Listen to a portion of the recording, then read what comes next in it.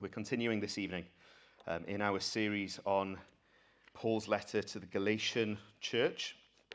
And before we dive into this evening's text, I just wanted to give a brief overview of what we saw this morning. Here we go. So, just a very quick recap for you with what we saw in verses 15 to 21 of chapter 2. We saw Paul showing us that both Jew and Gentile are sinners in need of grace, sinners in need of the righteousness of Christ, as we read in the psalm at the beginning of the service, and as we read in Galatians chapter 2, that nobody can be justified by the works of the law. Everyone, if they want to be right with God, must receive the righteousness of Christ. We saw then that the self-righteous, that is, that those legalistic Judaizers who Paul was opposing, and opposing their influence in his letter to the Galatians, those people would say that a life or justification by faith alone leads to a less holy life than a life spent pursuing righteousness by the law. But we explained, when you've been justified by faith alone, Christ himself comes to live in your heart. And if we have the holy, righteous, eternal Son of God living in us by his Spirit, there is no way that we can continue on in sin. And so we explained that Christian obedience is the only true obedience. The obedience of the self-righteous is no obedience at all, because it's only external. There hasn't been heart change. They are still sinners who are enslaved to sin. And though they might have the external appearance of righteousness, their hearts are far from God. It is only the sinner who says, I must have the righteousness of Christ, who is changed internally so that he or she can walk in true obedience, which we are all called to do. So that's what we saw this morning at the end of chapter 2. Today, we're moving on then to Paul going back, as it were, to speak to his Gentile Galatian audience. We'll read verses 1 through to 14 from chapter 3. O foolish Galatians, who has bewitched you? It was before your eyes that Jesus Christ was publicly portrayed as crucified. Let me ask you only this. Did you receive the Spirit by works of the law, or by hearing with faith? Are you so foolish? Having begun by the Spirit, are you now being perfected by the flesh? Did you suffer so many things in vain, if indeed it was in vain? Does he who supplies the Spirit to you and works miracles among you do so by works of the law or by hearing with faith? Just as Abraham believed God, and it was counted to him as righteousness. Know then that it is those of faith who are the sons of Abraham. And the scripture, foreseeing that God would justify the Gentiles by faith, preached the gospel beforehand to Abraham, saying, in you shall all the nations be blessed. So then, those who are of faith are blessed, along with Abraham, the man of faith. For all who rely on works of the law are under a curse. For it is written, cursed be everyone who does not abide by all things written in the book of the law and do them. Now it is evident that no one is justified before God by the law, for the righteous shall live by faith. But the law is not of faith, rather the one who does them shall live by them. Christ redeemed us from the curse of the law by becoming a curse for us. For it is written, cursed is everyone who is hanged on a tree, so that in Christ Jesus the blessing of Abraham might come to the Gentiles, so that we might receive the promised Spirit through faith. We thank God for his word. Let me just clear some space here. Okay. Well, until now, in his letter to the Galatians, Paul has largely been arguing his case from his own experience. If you think from chapter 1, verse 11, through to verse 14 of chapter 2, Paul is talking about how the Lord has been working in his life. That is, he's sharing of his experience in coming to know the Lord Jesus and how the Lord did that in his life and how the Lord gave him the gospel and that ministry to become the apostle to the Gentiles. But here in chapter 3, we see the argument shifting to be from two other places, as it were. He argues not from his own experience now, but from the Galatians' experience at the beginning of chapter 3. And then from verse 10 onwards, he argues from the scripture. So we have the argument shifting from Paul's own experience to the Galatians' experience and then to the scripture. Paul begins by reminding the Galatians of how they once walked, to show them that they have fallen. If you've got your Bible with you, keep it open in front of you. We're going to track through verse by verse. The first verse.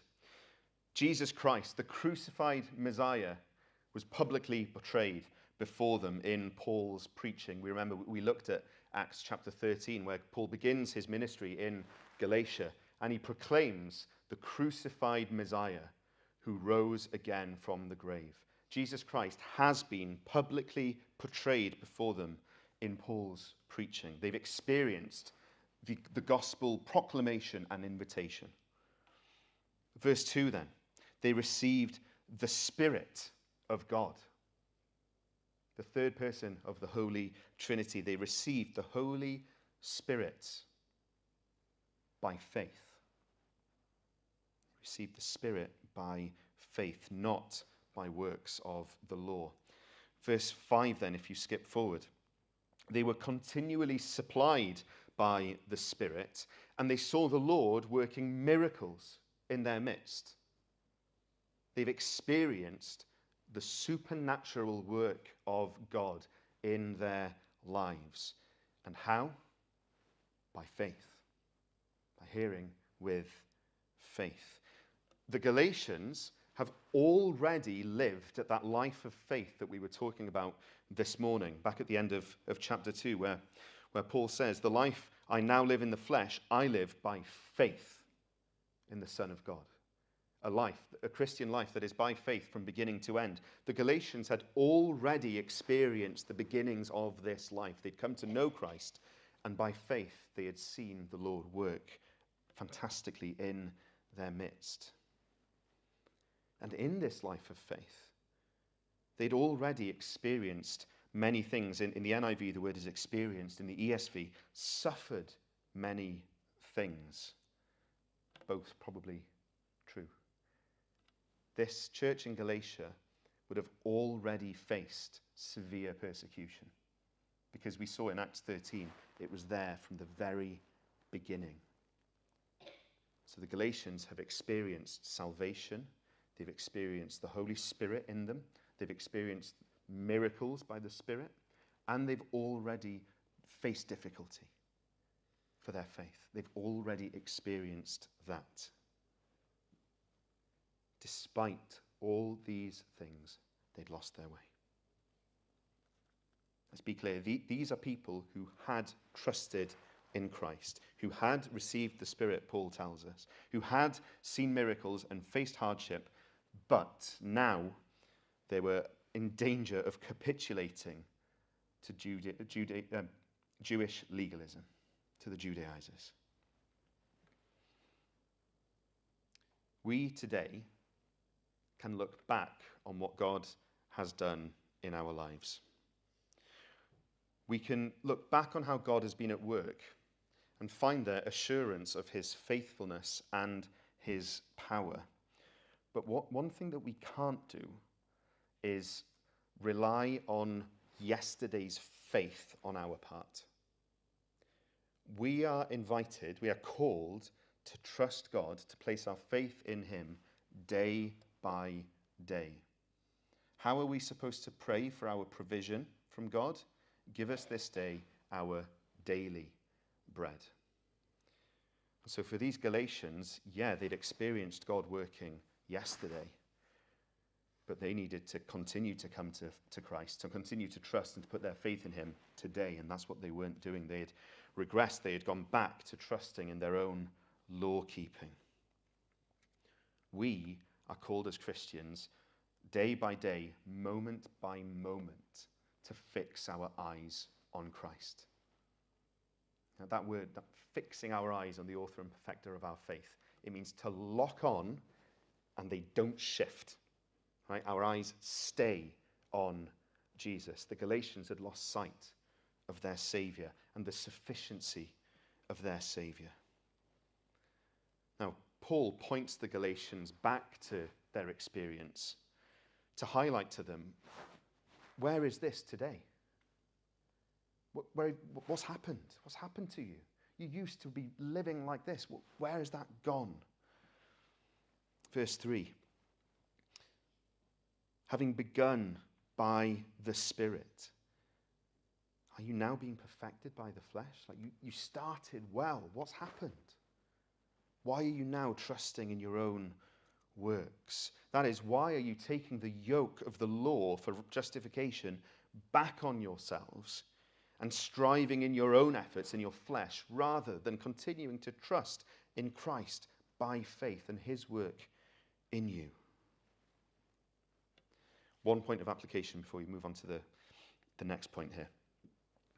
If we find ourselves in the unfortunate, the undesirable situation where somebody that we love, in this case a whole church, right? If somebody that we love has turned their back on the gospel, it is right that we remind them of the goodness of their Saviour and of how they once walked, and to ask, where has this gone? In love, but to ask them, you were walking well. You trusted in Christ. Where's that gone? It's right for us to come to those people and to ask those questions.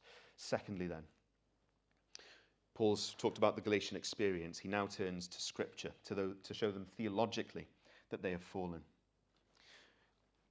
Imagine for me if you can. Imagine for me if you can. Somebody, a Jew in Paul's day, flirting with Jewish legalism.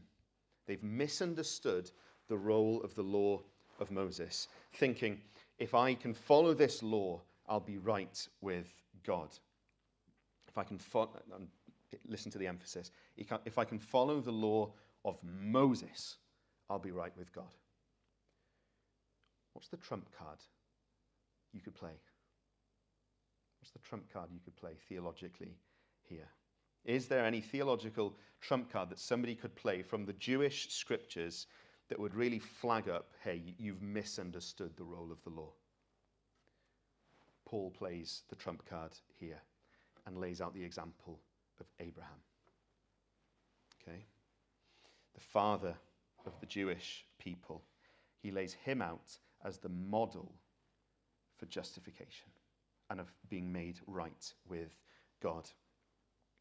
Verse 6, just as Abraham believed God, and it was counted to him as righteousness. Paul here is quoting from Genesis 15, which I'm going to read the first 6 verses of, where God makes his covenant with Abram. After these things, the word of the Lord came to Abram in a vision. Fear not, Abram, I am your shield. Your reward shall be very great. But Abram said, O Lord God, what will you give me, for I continue childless? The heir of my house is Eliezer of Damascus.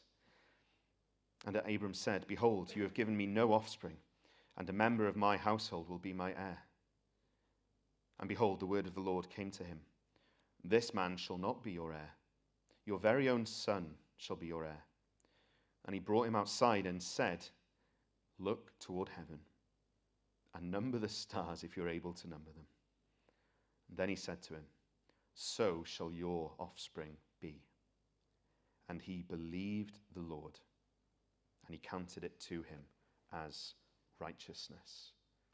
It is Abram's faith in God that makes him righteous before God. Now, why is this a trump card? Like, what's the significance of Paul talking about Abraham here and using him as the model? Abraham, the father of the Jewish people, didn't have the law of Moses. Never set foot in the temple. He didn't have the Levitical priesthood to atone for his sin. Abraham had none of those things that marked out the Jewish people in Paul's day. Abraham was essentially a Gentile. He was called out of Ur of the Chaldeans, called out of polytheistic worship, to become the father of this people, this covenant people of God. He was given the promise here, but he had nothing else that would mark him out as a Jew until circumcision a few chapters later. He was made right with God apart from anything of the old covenant of Moses. So faith in what then? Abraham had faith, but in what was his faith? Abraham had faith in the promise, the promised seed. We've already sung as our first hymn this evening that we will stand on every promise of God's word. Abraham here had that same faith. He was trusting in the promise of God, of what God had said to him. Now, Jesus himself explains to us what this means. He tells the Jewish leaders in his day that Abraham, who they claim as their father, Abraham saw my day, Jesus says, and was glad. Abraham saw by faith the coming of that offspring, of the Messiah, and was glad. Abraham had believed in the promise of God. Through his faith in the promise, Abraham had placed his faith in Christ, the offspring, through whom all the nations would be blessed as God promises. And in verse 8 of chapter 3 in Galatians, how does Paul describe that? The scripture, foreseeing that God would justify the Gentiles by faith, preached the gospel beforehand to Abraham, saying, "In you shall all the nations be blessed." Back in Genesis 15, we have the gospel in promise form. In promise form, that there is going to be one who comes through whom the world, all the nations, will be blessed. Before Jesus came, the gospel was there as a promise. This is what God will do. In our day, we can look back, see what Christ has accomplished in his incarnation, in his life, death, and resurrection, and we can say, this is what God has done. We have that privilege of looking back in hindsight and knowing how God fulfilled his promises. Now, going back to verse 7, Paul says something incredibly controversial here to a Jewish listener, or to a Jewish reader of this letter. Know then that it is those of faith who are the sons of Abraham. The Jewish people, especially we talked about them already, the Jewish leaders in Jesus' day, they took pride. Abraham is our father. What's Paul saying? No. Abraham is the father of any who place their faith in Jesus, whether they're Jew or Gentile. So if you're a Christian here this evening, you can claim Abraham as your father, because you have faith. We'll get into this in more detail next Sunday, but Paul's argument reminds us that there are many, not just Jews, who can claim physical descent from Abraham, but being his physical descendant alone does you no good before God. It is the spiritual descendants of Abraham, those who have faith, who are right with God. And there's a parallel there for each of us to consider. Being a child, a physical descendant of somebody who has faith, doesn't make you a Christian.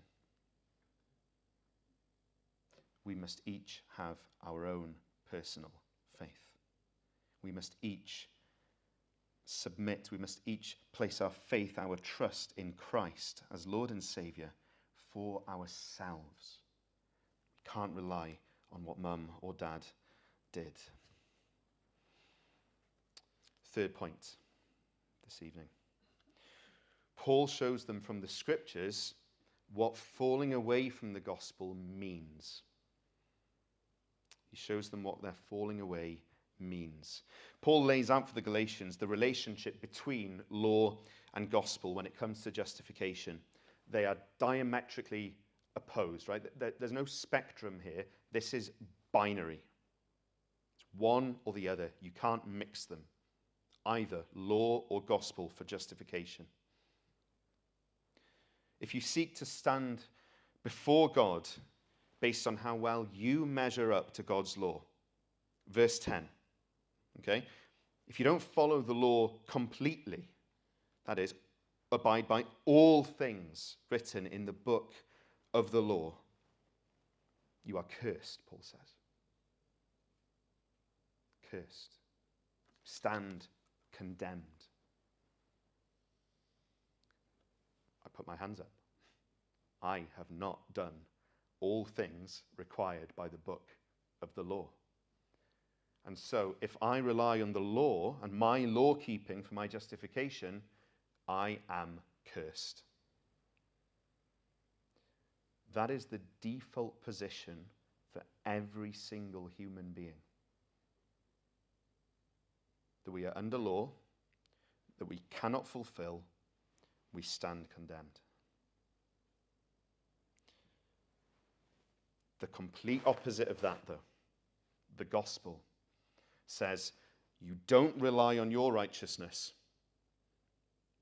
You repent of your own self-righteousness, which is nothing, it's sin, it's rebellion, and you place all your trust in the Lord Jesus, the perfect, righteous Son of God, who lived a perfect human life in our place, on our behalf, so that in him we might become the righteousness of God.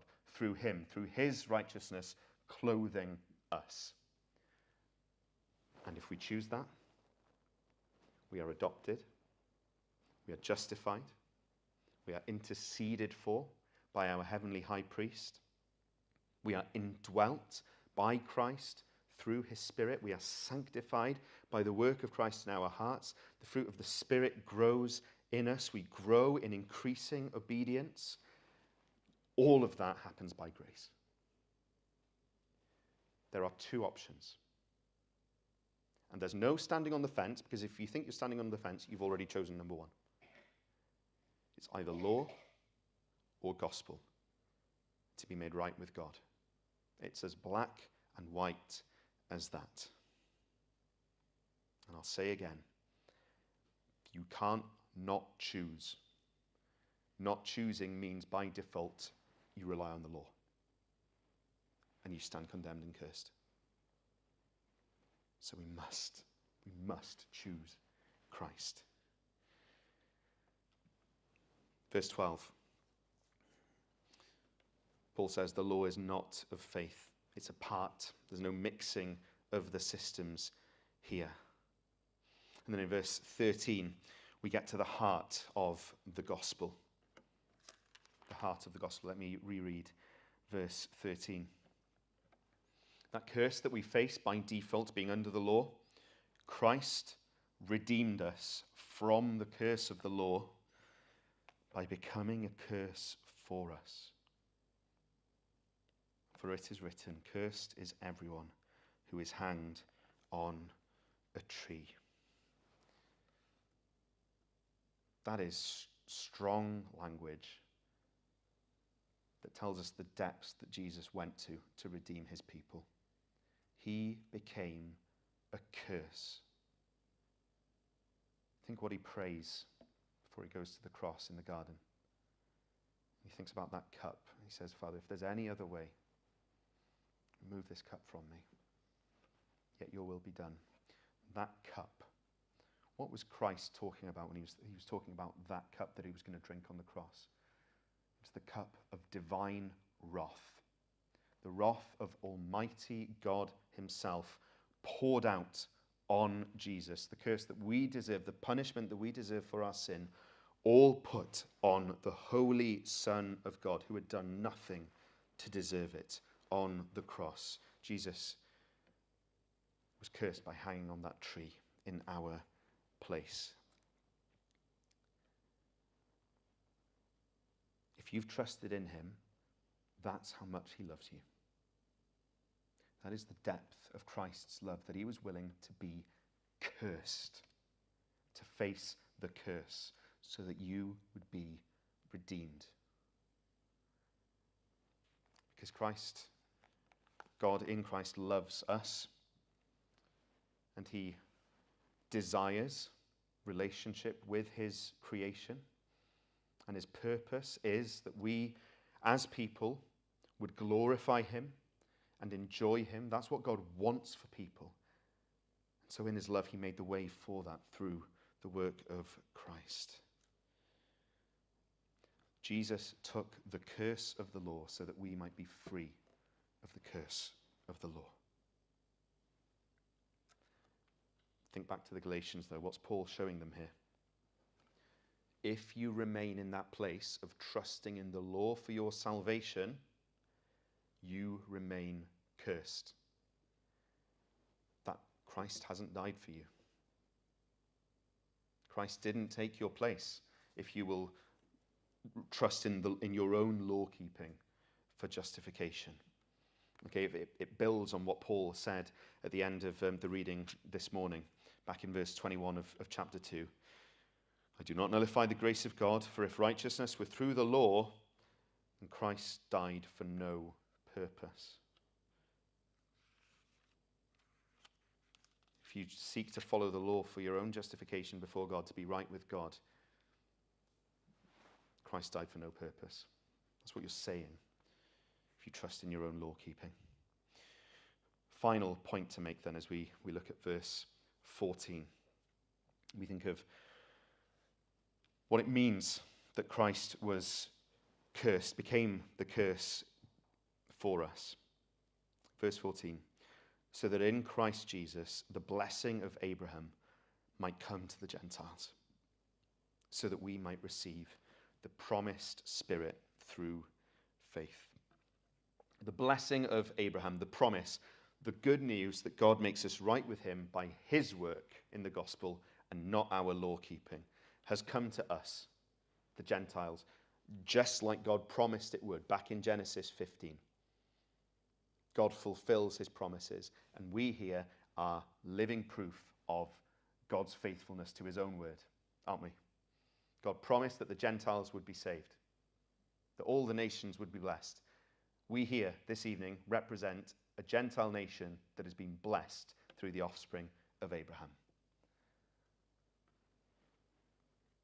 What does that mean? So that we might receive the promised Spirit.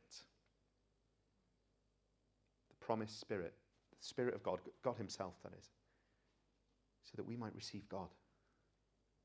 We might receive fellowship with God. God choosing to dwell in us. I keep coming back to this, and it keeps blowing my mind. The God of the universe, perfectly righteous and holy, has made a way to live in our hearts. Isn't that mind-blowing? And yet, it's true. We know it's true because he said it, and we know it's true because we've experienced it. God himself has opened our hearts and minds to see who his Son is, and through the work of Jesus and through our faith in him, he's come to dwell in our hearts. Isn't that a reason to praise him?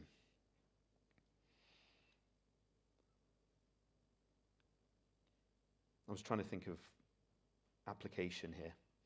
There's only one really that has caught me time after time this week. Whatever our circumstances are this week, whatever kind of day even we've had, however good or bad our week has been, however good or bad we feel life is at the moment, whatever's going on, Christ became a curse to redeem us from the curse of the law so that we might receive the Spirit. And if you're in Christ, you have God dwelling in you. And that should be reason for us to rejoice. So this evening as we sing, as we leave, as we have time of fellowship with one another, the encouragement, the exhortation this evening is rejoice. Rejoice in what God has done for you. Rejoice in what God is continuing to do through you and in you by faith. And more than anything, rejoice in who he is to you as Lord and Saviour.